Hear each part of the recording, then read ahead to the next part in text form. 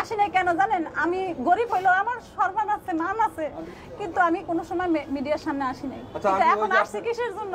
আমার ছেলের এই পরিস্থিতির কারণে আমি আসছি।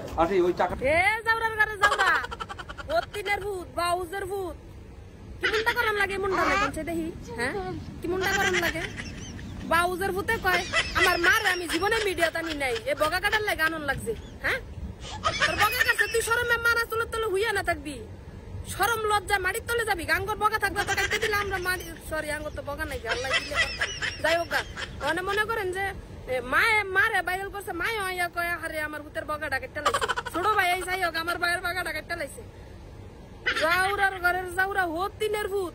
হ্যাঁ, গোলাম আইসো যে তুই অনেক যেমন লঙ্গিটা উড়াই উড়াই দেখাস, আমার বগা ডাকেটটা লাগছে। লঙ্গিটা উড়াই উড়াই দেখাস। হ্যাঁ, আগে দেখাইলি না কেন লিখে? আগে দেখাইলে তো তোর বগাটা আমরা দেখা দেখা রাখতাম, যাতে শিখা না কাটতারে। অনেক জানে দেখা দেখা রাখতাছি। বাউজের ঘরের বাউজের ফুট বগাটা আড়াই নিয়ে অনেক লঙ্গিটা উড়ে উড়ে দেখাস দেখতে রে। আমার বগা কাটছে, বগা সারা জাউরার ফুট, বাউজের ফুট।